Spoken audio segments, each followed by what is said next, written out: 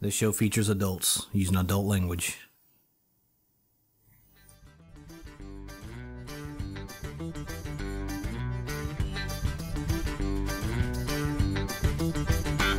Falcon!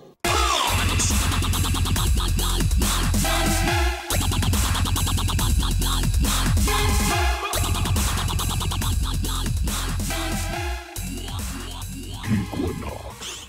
Alright guys, welcome to the first installment of Geekquinox on the Two Hillbillies Play channel, a little new podcast series we got going on.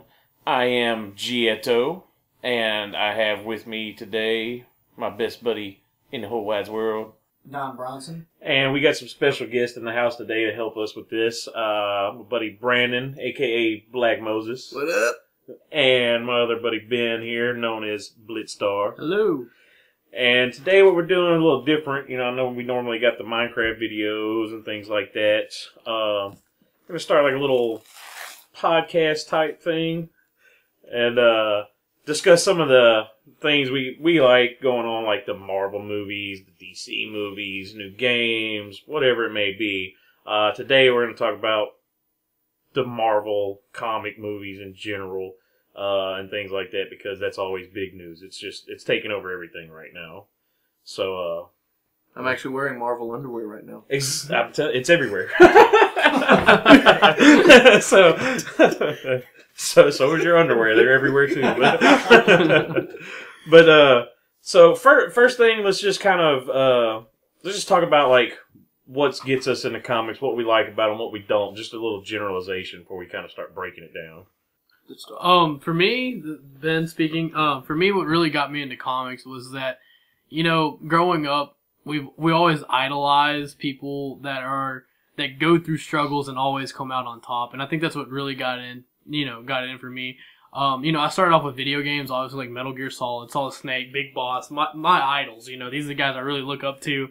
And then, He's Don's best friend now. And then somebody handed me a comic book. My first comic book that I got was, I think it was a Spawn, some number Spawn. I started reading about Spawn. Spawn's pretty cool, good cat and everything. But, I was really interested in, obviously Batman, Superman, Flash. You have, Marvel side. I really like Iron Fist, Luke Cage, Black Panther. Right. There's a lot of characters there, and it's a lot of rich development for me. And that's what really got me into comics.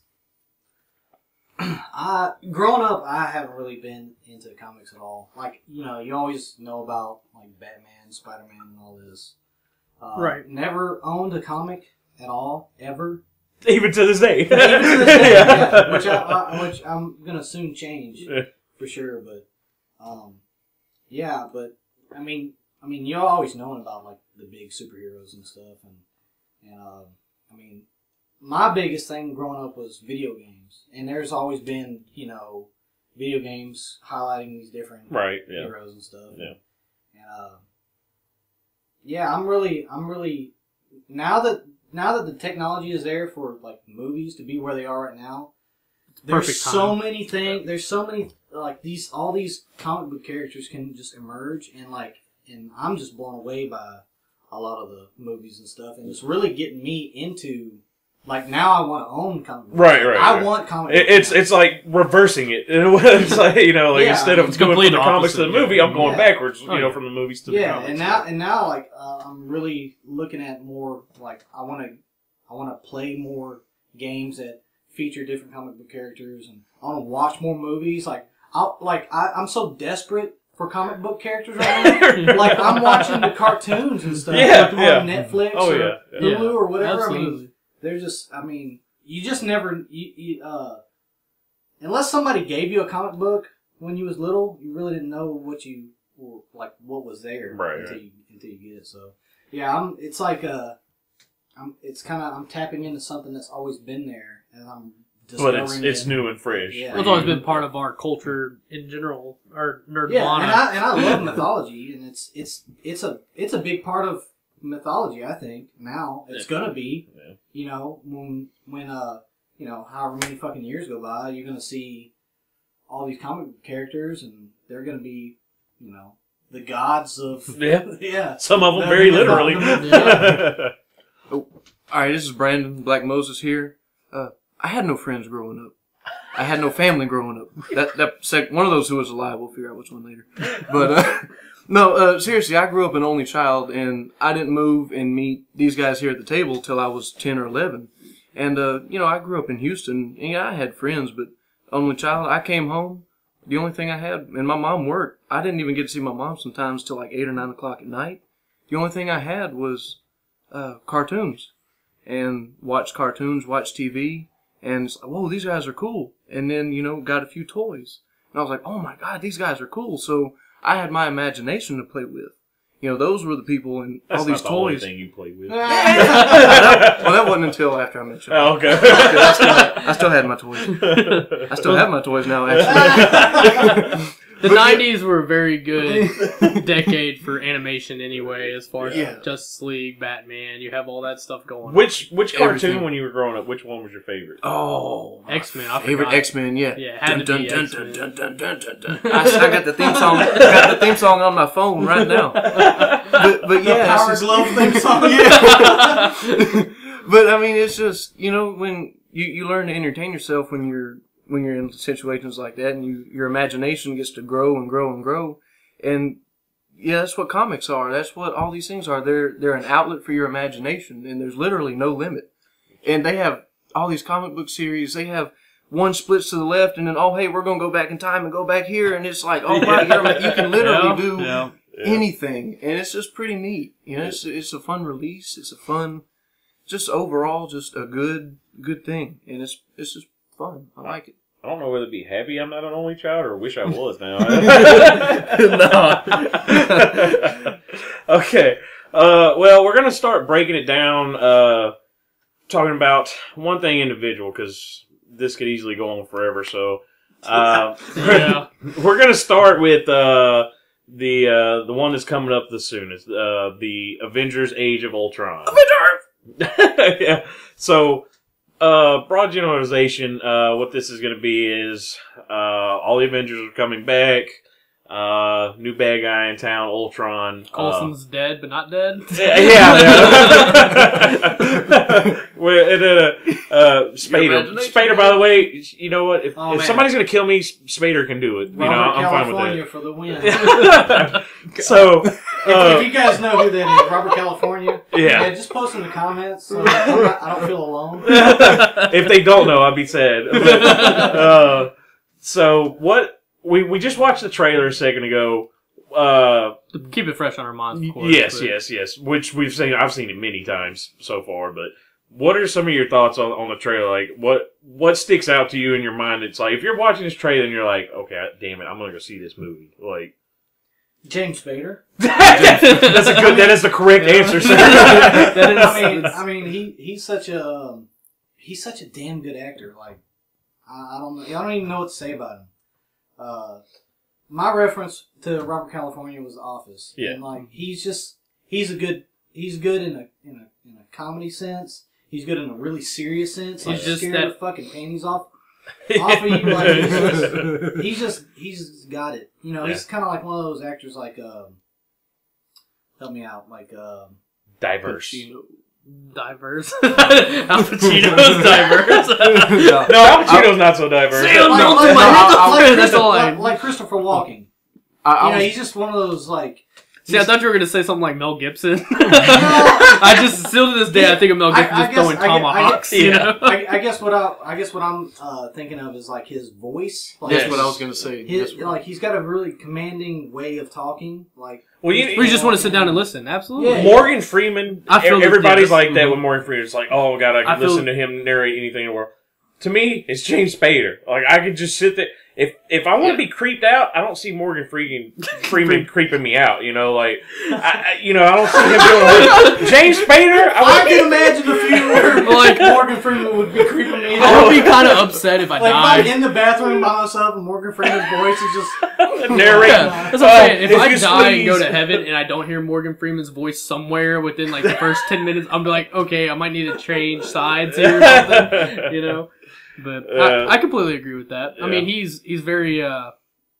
He's what you want. And that was me talking from like, I don't even know who the fuck Ultron is. Right. So like, just to know that James Spader is it's got that part. It's like, all right, yeah, I got to see what this is about. Right, relating it to other works and stuff. Of course, that I've seen. I'm not completely stupid. Like I know the Avengers, and I know those key characters, but I never really knew anything about Ultron until that trailer. So, like, a quick brief on this. I mean, Ultron, he's one of the major villains in Marvel, not just Avengers. Like, in Marvel. Just all the way around. He's there. He's in there. Like, he's in there. And that's something that I think is going to be talked about a lot because the origin of Ultron is about a character that's not even in the Avengers. In the Avengers currently, which is a founding Avenger. Yes. Ant-Man. And that okay. Pym. That's a Marvel big fail right there. Well, okay, let's go ahead and get on that topic because I think that's key to talk about Age of Ultron. I think that's very key about everything that's going on. Yes, because if you're comic book fans, everybody knows if you read them, Ant-Man, Hank Pym, he's responsible for Ultron. Made a copy of his AI, robot, boom, expands. Right. You can't have somebody that smart take his mind, put it into something else. Exactly, and that's the thing. I mean, he's a genius. Like everybody looks at Iron Man like he's the only one with a brain on that team. Ant-Man was there. Bruce Banner. Exactly. Yeah. Well, yeah, that's true too. But everybody, it's easy. Tony Stark's the smartest. Exactly. It's easy to forget Banner and go, oh, Hulk smash. They forget Banner's there.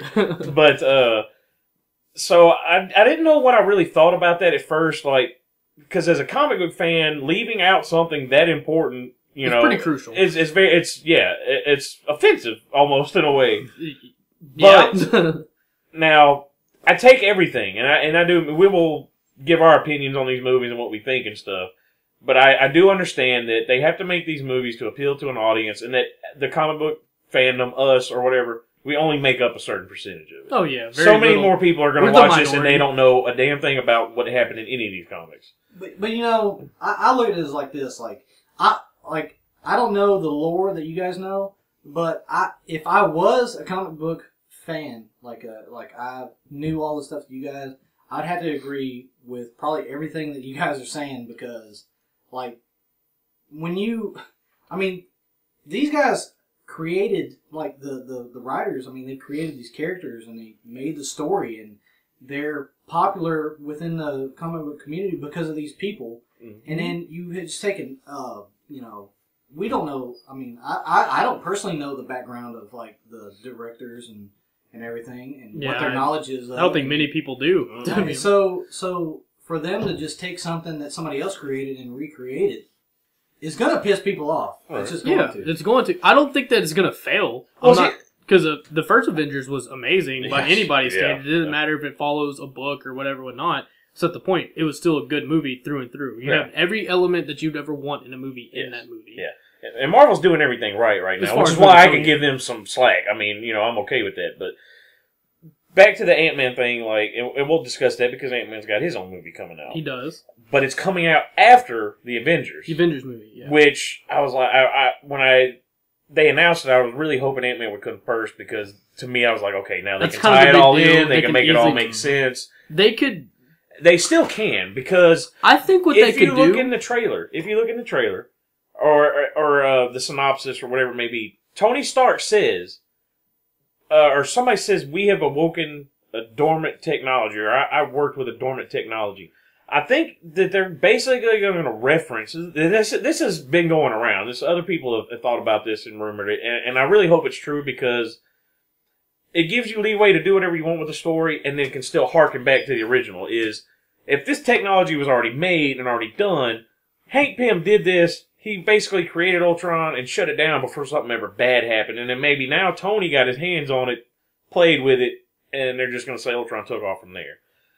Referencing it and saying it exists or something maybe. That to me that's all they have to do for me to be okay with it. Right, exactly. It's just oh my god, Pym. That's all they have to say. It's just the name. And somewhere in between the 2 hour plus however long the movie is going to be, somewhere in there he did this and then I did this. That would be fine with me personally. As somebody who loves, Marvel, DC, whatever, that's what I'm expecting. If they don't mention that, I'll probably be a little bit butthurt, sour about it, salty, whatever. But it's not going to kill me. It's not going to kill me because the movie itself is still going to be good. Because I can still see somebody as smart as Tony Stark, like, oh shit, I have new toys, let me play with it, and fuck up. That's something you can see. You can see that same thing from Bruce Banner. You can see that, and that's okay by me. So I have a theory then. Okay. So you guys say that Ant-Man is the original creator of Ultron. Yes. Yeah, he took his, basically, if short clip noted, took his intellect, put it into a certain type of AI, turned it into AI, and then it manifested itself. Well, I mean, Hollywood's not. I mean, there's been plenty of movies out there that have prequels. Basically, you have all this shit happening, and they make a movie that happened. Well, what happened before that? Yeah. So I mean, maybe Ant-Man could be like a prequel to all that happened. Well, same thing like the Captain America movies. Well, the thing is the synopsis is already out for Ant-Man, though. I don't think that's really going to happen. I haven't read it. Well, I mean, we'll get to that in a second, because that's the next movie on topic, and it's kind of interesting. You say that, like, you already have knowledge of the Ant-Man movie, you know it's coming out and everything. Not a lot. I'm not saying they can't reference it or anything. Not a lot of people know that it's even gonna be a movie. Oh yeah, that's true too. True. I didn't know until y'all said something. Yeah. A lot of the point is though, Ant-Man. I mean, he's a interesting character because of what he has done in the universe, but. Let's be honest, on the superpower chart, you want to see Hulk, you want to see Thor. Well, 10 years ago, if you were going to say who could make a movie and carry it, Ant-Man wouldn't be on that list. No, he's not on the list. But as far as Avengers quality goes, like he's a very key component to that, in my opinion. I mean, very much so. But also some other characters though that they've introduced: Scarlet Witch, Quicksilver making their debut. I'm excited about that. I like Quicksilver. I'm a lover of Flash. I like speedsters. You're the comic guy here, which I think we all pretty much know who they are. But give a little background. I don't know that. Well, okay. Scarlet Witch or Quicksilver? Well, Quicksilver. Here's something interesting too. Okay, big backstory part is they're the children of Magneto. You know, they're in the X-Men universe. Due to copyright and the way these movie things work and stuff, that's not gonna happen. Bang your head on the table. Yeah, that's not gonna be referenced as far as this goes. To be honest, they're probably just fucking created in a lab, or something. To be honest, that's fucked up. This is what I mean. I like X-Men, and if they're like actual part of Magneto, like I would want that to be known. I would want that to be. That's not gonna be. It still may be referenced in the future, but with all the legal stuff going on, it's not gonna be. For Marvel, they both wanted to do this. All right, X-Men: Days of Future Past has already come out. Quicksilver was in it. Joss Whedon wanted Quicksilver and Scarlet Witch in his movie. And they talked, and they worked out a deal, which I'm glad they did, because I like to see it there. I know the fact is, like, okay, wait, it's two different Quicksilvers, what's going on? It might confuse some people, but, I mean, if you Earth can't... 1, Earth 2. Yeah, if you can't keep up with it, I mean, come on. That's a little much, but... The way it worked is, for the Avengers and everybody to be able to do this, they cannot reference mutants. They can't reference having anything to do with Magneto. Anything that connects them to an X-Men. But a mutant is, I mean, how can they have the right to that word? Mutant. Because the X-Men are mutants, and that's those comics are where that is mostly prevalent. Supers. I mean, there's tons of other words I can use. Supers. That's Inhumans. Inhumans. Yeah. Keyword there, which is what from I've been reading, and between Agents of S.H.I.E.L.D. and everything, Inhumans, I feel like that's the way they're gonna go. How fucked up would it be if they used metahumans, which has already been used in the Flash? Well, that's but I mean, that's not. I don't put that past anybody. No, not but at all. I definitely see them throwing the Inhumans route on there because that's the easiest, safest way to go about it. Right. People are like, oh shit, they're Inhumans. That's badass. Black Bolt. When are we gonna see Black Bolt? Man, yeah, I'm kind of ready to talk about that one. I'd like to. I got some ideas of who I'd like to. To play Age of Ultron, big deal, super big deal. Everybody's very excited about it. Yeah. The trailer. What was the part that made you go, oh shit, I need to go see this? And I think there was a trailer or two trailers. There was a trailer that was like 2 minutes something like that. Yeah, there's one that was extended where it started out where they were all hanging out together, drinking and stuff, and they were all trying to lift Thor's hammer. which I really like because Cap grabs it and it kind of moves a little bit, and they just kind of look at him, kind of funny. Everybody, if you're a comic fan, you know Cap can lift that thing. And this is a big deal. The reason why the Widow. And you know, I don't know if I need to bring this up, but no, You know, a lot of people are like, spoiler alert. This is way late in the game for this, but anything you dare listen to that we're going to be putting up, you can go ahead and spoilers. Yeah, you know, there was a lot of people. Why didn't she pick up the hammer? Why didn't she try to pick up the hammer? Well, there was a spinoff where she actually picked. She picked it up. Yeah, she's one of the people on the list. That's including Superman. Yeah. When they they did. And she was like, "I don't need to get involved in that game." Yes, because exactly. You know what? Because she is one of the people. Well, the thing is, she's brought in that she's like all the bad things that she's done in her life and everything. She's basically in the movie, the way it's referenced. She's saying, "I know I've done too much bad shit. There's no way I can touch it." But it is almost like a little joke. A joke, you know, for the people that know, that's like, oh, she's lifted this thing. It's happened. You know, it's canon. It's there. For a lot of people, that's what, you know, and it's one of those, you know, like, it's cool to know that it's there and they do stuff like that. And that's a big thing that I love about Marvel. A lot of people don't realize it. There's so many Easter eggs in all of their movies. Yes, and they are very, very good. And they're very good at it. Like, you sit there and have to watch it 3 or 4 times. Like, it could be so much as a quick 1-second pan across, and there's a painting on the wall that has something to do with something that you would not know. You gotta watch that movie in slow mo if you want to get everything. But it's there. I love Easter eggs, like in movies and in game. I love Easter eggs in games. Oh yeah, me too. Biggest Easter egg. I love Easter egg, the Cadbury bunny eggs. Those are good. Yeah. Can we get a sponsor? But the biggest Easter egg, Marvel started it off right. They start off with Iron Man, into the movie. I want to talk to you about the Avengers Initiative. That was great. Yeah. And that's the thing. That blew this thing up. Oh, when you go into a Marvel movie, you don't think about getting up out of your seat till that thing is like not credits over, like the real spinning. Like the lights in the theater got to come on. Back Dude, on. Somebody's already sweeping in there. That's when you think about leaving the theater. Yeah. And that's the thing. Marvel's doing their stuff right.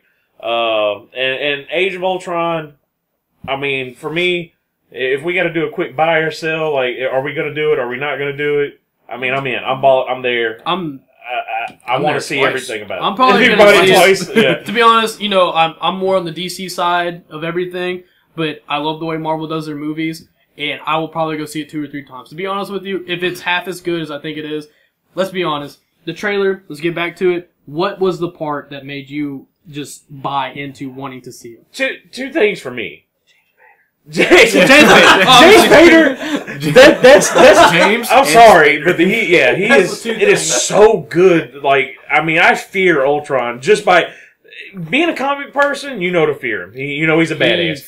When you don't know shit about it, that voice, the way that's put together, it's dark, it's eerie. He has the perfect. That means that they knew what the fuck they were doing when they cast him. Yes, and I think so far they've not made a bad casting. Joss Whedon said that was his first and like only choice for that. I believe. Like, I mean, he knew that's what he wanted and needed to make that happen. A lot of times when they write roles like that, they have somebody in mind for somebody. Yes, and they knocked it out of the park. I also want to touch on the Hulkbuster armor. Oh yeah, stoked. Oh. Yeah, I mean, you know.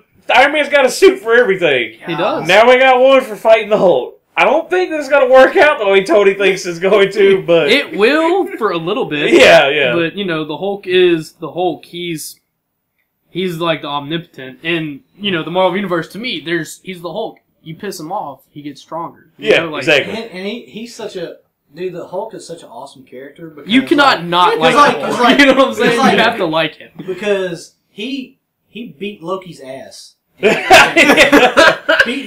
him around like a fucking rag. If you did not like that part of the movie, it's like you don't know what the fuck he's gonna do. Like he could do anything. Oh yeah. He could like. Well, he can fight the bad guy and turn around and knock you out. All the bad guys and then turn around and just beat your fucking ass. Yes. Like into the pavement. Like, I think one of the things that is about the Hulk, you know, the Hulk is not supposed to have his right mind when he's the Hulk. You know, it's supposed to be Bruce Banner. It takes smart, him a very long time to really start even getting a good grasp on that. Yeah, That's arguable. I mean, at the end of the first Avenger movie though, at the end of it, you know, in the middle of the movie, Hulk was fighting everyone on the Shield helicarrier, and he didn't know what he was doing. But at the end of the movie, when they were fighting, you heard him when he said, you know, my secret, I'm always angry. He turned around, turned to the Hulk, and he said something like, as the Hulk. Yeah. Like, he was like, wait, the Hulk's not supposed to talk like that. So, you know, he's getting his mind right. So, I'm wondering what's going on. They've related into the comics where he's gotten able to do, you know, to control himself to an extent. He starts to get to the point where he can separate good from bad. Yes. And that's the biggest thing. He still leaves a path of destruction wherever he goes. Oh, yeah. And that's the thing, though. For this movie that's coming out, I think you're going to see a lot of Bruce Banner struggling with keeping Hulk in check. Because he can only control so much, and then it's in Hulk's hands. And Hulk is a completely another entity inside of himself. Yeah. So you're going to see a lot of character development with Bruce Banner in this movie. I know it. You know, for me, you see him in the trailer. You see him in the trailer when they're on the ship huddled up. Well, see, if you look at his eyes when he's the Hulk too, it's really bloodshot, and his veins are kind of poked out a little more. They didn't really do that in the Avengers stuff, so something's not right there for him. You know, it's not like he's just like, oh, I'm a stupid monster, I'm going to fight Iron Man. It seems more that there's something going on in the background. He's being controlled or forced into some situation. Yeah, that's what I was going to try and get to, because, like, you know, they're fighting each other. I know Hulkbuster, you get off into World War Hulk, all that stuff, but well, what's Bruce Banner in the Iron Man? Like, what's their like, do they like each other in the comics, or, I mean, they kind of get along with the Avengers, it seems like. That's the thing with comics, is there's a lot of different story plots on it, and they're friends. Everybody in the Avengers takes time to grow as a group, and when that happens, though, you see Bruce Banner and Stark, they start to really develop a friendship, because you know what? They're both scientists when it comes down to it. They're both smart, they want to work together. So... Yeah. But also, we didn't really finish either, like, talking about, like, Scarlet Witch and things like that. Here's my opinion on that. Inhumans. That has to be the only way they're going with it, in my opinion. As far as how they do that, whatever. I don't, you know, experiment it on that. To me, I feel a certain peace in the fact that I know what it is. And, you know, I understand the fact that they got to do what they got to do to make a movie work. So, I'm kind of okay with that. But I want to talk about her in general. Scarlet Witch? I'm afraid that she's like... Oh, she's the baddest bitch on the planet, okay? That's somebody I don't think you want to jack with. I mean, how they portray her in this... We'll see. I think it's going to be a lot of them going through the earlier stages of their powers. Because Days of Future Past, you know, there's no telling where that part of their universe is now. I don't know where things are going to be set at from there. Okay. You know, we were talking about nuggets and Easter eggs earlier. I forget, was it the end of the second Thor movie? When they had, after the credits, they had a Quicksilver and the Scarlet Witch. They were showing them in a laboratory. Yeah. And they had broke out. So it's like, oh, they're being tested on, you know, all this stuff. So, yeah, the Inhuman theory would work. Yeah, well, I mean, you look at it like a chamber. They could spray some gas in it and stuff. Well, with the announcement of the Inhumans, you know, tying that in, they can't reference mutants and everything. It's all an X-Men thing now.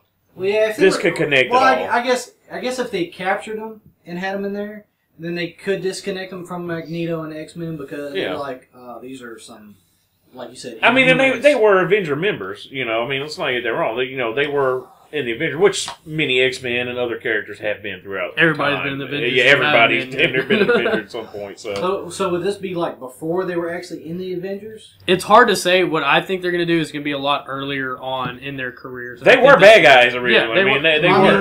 They were bad guys was a bad guy. You know, the Avengers before they were part of the Avengers, they were bad guys first. Yes, yeah. Okay, I mean, yeah, and it kind of goes along with the timeline now. Yeah, I mean, and I'm okay with that. Like I said, I understand they've got to do things different for the movie. It's just if you know about Scarlet Witch, she's a beast. I mean, she's a badass. She has the power to warp reality to make it do whatever she wants it to do.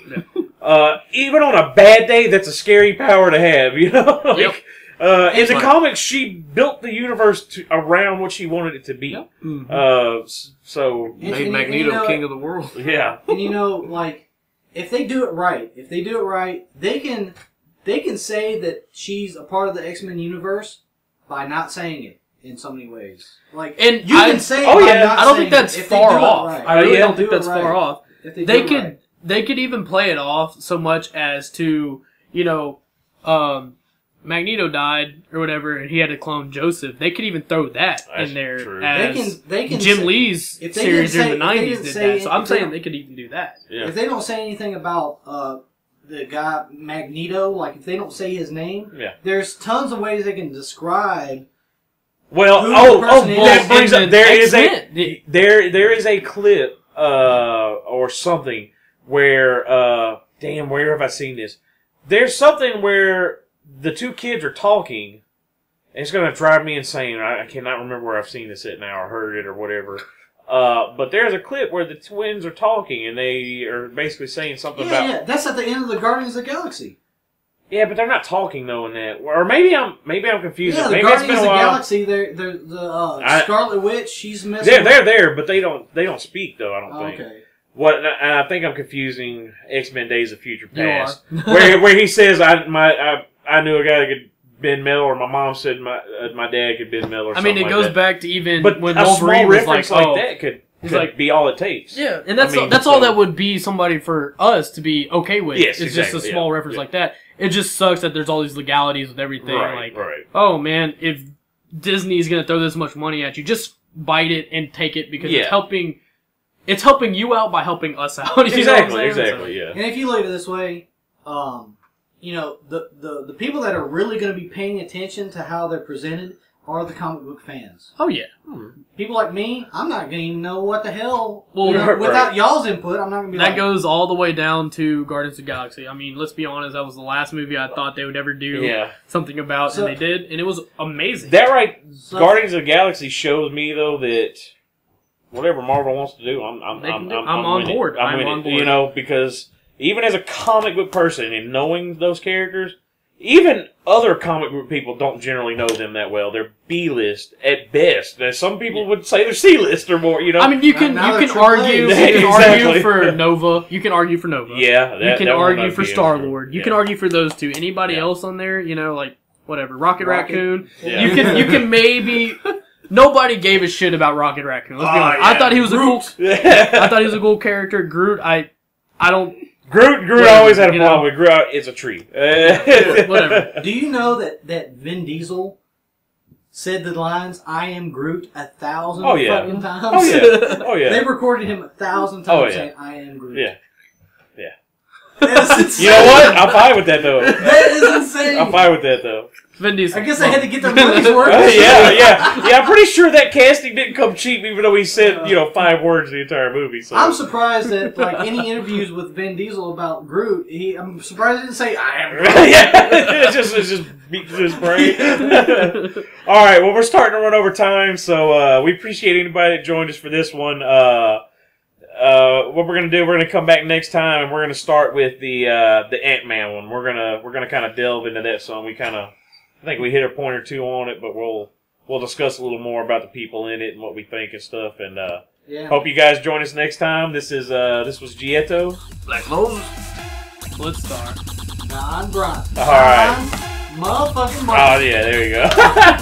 All right, we'll see y'all later, There guys. are no strings on me. Yes. Finish him.